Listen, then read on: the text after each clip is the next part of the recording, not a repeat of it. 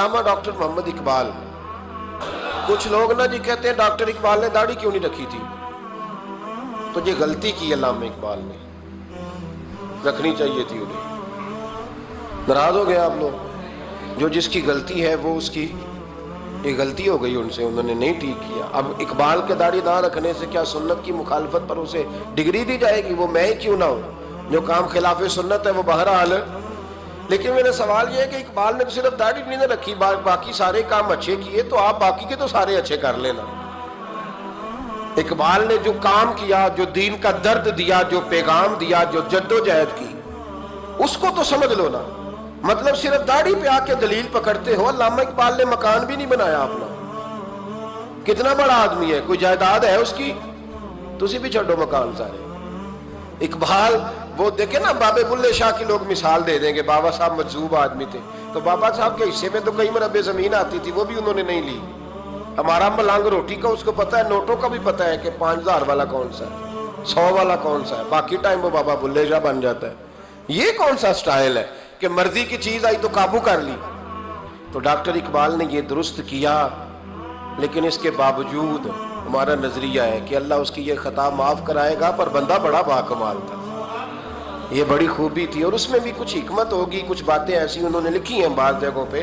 لیکن اقبال کی جو معرفت ہے, جو حسن ہے, جو وقار ہے ان کے لب و لہجے میں, اس کا انکار کیا جا سکتا نہیں. لیکن اس کو ہم ڈیفینڈ بھی نہیں کرتے. جو کسی میں کوئی کمزوری ہے وہ بہرحال اس کی. وہ ایک سوال بڑا اٹھتا تھا, لوگ کہتے تھے کہ آپ روز داڑھی کی بات بھی کرتے ہیں اور علامہ اقبال کی بات بھی کرتے ہیں. تو میں نے آج اس کی وضاحت کر دی. بات کی سمجھ آ گئی آپ حضرات؟ علامہ اقبال نے ایک بات لکھی ہے. اقبال کہتے ہیں جب میں لندن میں وکالت کرتا تھا تو ایک خاتون تھی, لیڈی بارنس اس کا نام تھا. چھوٹے موٹے مقدمات لے کے وہ میرے پاس آتی تھی. بی بی ایک ہوٹل چلایا کرتی تھی. اس کا خامن جو تھا وہ فوج میں ملازم تھا. اقبال نے خود لکھا ہے, اقبال فرماتے ہیں کہ ایک دن وہ خاتون پھر کسی کیس کے سلسلے میں میرے پاس آئی. تو جب وہ آئی تو اس نے نقاب اوڑھا ہوا تھا, برقع کیا ہوا تھا. تو چونکہ اس نے نقاب اوڑھا تھا, مسلمانوں کی نشانی تھی. نقاب اوڑھنا کن کی نشانی ہے؟ اللہ آپ کو خوش رکھے. تو کہتے ہیں وہ نشانی چونکہ اہل اسلام کی تھی تو مجھے تجسس ہوا. میں نے کہا لیڈی خیریت ہے میم صاحبہ, یہ برقع پہنا ہوا ہے؟ تو کہنے لگی ہنس کے, اقبال مجھے پکا یقین تھا کہ آپ ضرور پوچھیں گے. تو میں نے کہا اچھا تو یہ برقع؟ تو کہنے لگی الحمدللہ میں مسلمان ہو گئی. تو میں نے فوراً کہا کہ آپ کا شوہر تو فوج میں ملازم ہے, فوجی کے لیے بدلنا اور پھر ملکی قانون اور یہ چیزیں. تو کہنے لگی اس نے مجھے کیا کہنا تھا, وہ خود کلمہ پڑھ گیا.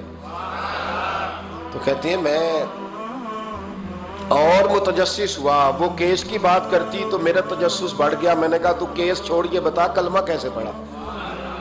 تو کہنے لگی اقبال اصل بات یہ ہے کہ میں نا بے اولاد تھی, خامد بھی بڑے اچھے پیسے کماتا, میں خود بھی ہوٹل چلاتی, پر ڈپریشن اور ٹینشن اور بلا وجہ کی پریشانیاں جان نہیں چھوڑ. یہ ٹینشن اور ڈپریشن کا نا مجھے عربی ترجمہ کوئی نہیں ملا. یہ ڈپریشن اور ٹینشن کا نا میں نے تلاش کیا ہے, لیکن مجھے عربی لغت کے اندر ان کے معنی مجھے لگتا ہے کہ اس زمانے میں یہ چیزیں تھی ہی نہیں. ہوتی تو ان کا کوئی نام بھی, یہ آج ہے نا تو اس لیے آج کے زمانے میں ہی نام ہے, مفت کا, مفت کی پریشانی. تو کہتی ہے مجھے ٹینشن اور ڈپریشن رہتی تھی ہر وقت, بڑی میں پریشان رہتی تھی. میرے ساتھ ایک عجیب واقعہ ہوا کہ میرے ہوٹل میں نا ایک بابا جی برتن مانجتے تھے, بوڑھے آدمی تھے, 70 سال کے قریب عمر تھی. ان کا ایک بیٹا تھا, ایک بہو تھی, ایک پوتا تھا, لیکن وہ بیچارے بیٹا بیمار رہتا تھا تو لہٰذا وہ خود مزدوری کرتے. کہتی ہیں ایک دن وہ بابا جی میرے پاس آئے, کہنے لگے میم صاحبہ 2-4 دن کی چھٹی چاہیے. تو میں نے کہا خیریت ہے؟ کہنے لگے میڈم میرا بیٹا فوت ہو گیا. بیٹا, آپ کو پتہ ہے باپ کا جنازہ پڑھنا آسان ہے, بیٹے کا جنازہ اٹھانا بڑا مشکل کام. کہتی ہے میں کچھ لکھ رہی تھی, میرے ہاتھ سے قلم گر گیا. میں نے خود گاڑی بھیجی, بابا جی گاؤں چلے گئے جہاں وہ رہتے تھے. کہتی 2-3 دن کے بعد میں اور میرا شوہر گئے تو رستے میں ہم باتیں کر رہے تھے کہ کیا تعزیت کریں گے. ایک ہی بیٹا تھا, کوئی رشتہ دار بھی نہیں, تو اس کی تو کائنات اجڑ گئی, کن لفظوں سے اسے تعزیت کیا کہیں گے. کہتے جب ہم گئے تو وہ ٹوٹی ہوئی چٹائی پہ بیٹھا تھا, کچھ لوگ قریب تھے. ہم نے جا کے کہا بابا آپ مسلمان ہیں, ہم آپ کو کیا نصیحت کریں. ایک کی بیٹا تھا کہ کس طرح کر کے ہم آپ کو تسلی دیں، تو کہتے ہیں اس نے آنکھیں کھولی، بوڑھی آنکھوں میں ایمان کی روشنی، کہنے لگا بی بی کیا تعزیت کی بات کرتی ہو، میں نے کوئی پیسے جمع کرا کے بیٹا لیا تھا، خدا نے فضل سے دیا تھا، عدل سے لے گیا ہے، میں اپنے رب کے فیصلے میں بڑا راضی ہوں، اللہ بڑا کریم ہے، وہ لے گیا، اس کا مال تھا۔ آپ یقین کریں ہمارے دیہاتی لوگ یہ کہا کرتے تھے، میں نے کانوں سے سنا ہے، ایک بوڑھے آدمی کا ایک دفعہ بیٹا فوت ہو گیا تو کسی نے اس سے کہا بابا چھوٹی عمر میں بچہ چلا گیا تو مجھے لفظ نہیں بھولتے، کہنے لگے پتر اللہ دی فصل ہے، کچی بڑے تامی ہو دی، سنے آپ نے بھی کبھی یہ فکرہ، کچی بڑے تے پکی لے جائے تے تامی ہے جو ہو دی، تو جب اس کا جی چاہا وہ لے گیا۔ اللہ اکبر۔ وہ خاتون کہتی ہے کہ وہ بابا جی سے میں نے کہا کہ چلو آپ ایک مہینے کی چھٹی کر لے، تو کہنے لگا نہیں میڈم میں مسلمان ہوں، مفت کی روٹی نہیں کھاتا، مزدوری کر کے کھاتا ہوں، میں انشاءاللہ 2-3 دن کے بعد کام پہ آ جاؤں گا۔ کہتے ہیں وہ چند دنوں کے بعد آ گیا، اللہ کی قدرت کے ابھی 2-3 ماہ گزرے تھے پھر آیا، میڈم چھٹی چاہیے کچھ دنوں کی، میں نے کہا خیریت ہے، کہنے لگے وہ میری بہو بھی ہارٹ اٹیک سے فوت ہو گئی۔ کہتے اب میں بھی تڑپ گئی اور عیسائی ہو کہ میری آنکھوں میں آنسو آ گئے، میں نے کہا گھر کا دروازہ بند ہو گیا، اب یہ بیچارہ کیا کرے گا، وہ اپنے شوہر کے غم میں ہارٹ اٹیک سے فوت ہو گئی۔ کہتے ہم پھر 2-3 دن کے بعد تعزیت کے لیے گئے، پھر ٹوٹی ہوئی چٹائی، بوڑھا نہ اپنی انگلیوں سے زمین پر کچھ بنا رہا، کہتی قریب گئی اور میں نے جا کے کہا بابا اب تو تسلی آپ نے خود ہی کرنی ہے، جو نظام تھا وہ تو ہو گیا۔ تو کہتے ہیں پھر اس نے آنکھیں کھولی، آسمان کی طرف دیکھا تو کہنے لگا بیٹی کوئی پریشانی نہیں، میرا بیٹا بغیر شادی کے بھی تو فوت ہو ہی سکتا تھا نا، بس میرے مالک نے جب چاہا جیسے چاہ ہوا، میں انشاءاللہ 2-4 دن کے بعد کام پہ آؤں گا، یہ میرا 3-4-5 سال کا پوتا ہے، ابھی سکول داخل ہوا ہے، میں ساتھ لے آؤں گا، وہاں میرے ساتھ اوپر کوارٹر میں جہاں میں رہتا ہوں یہ بھی رہے گا۔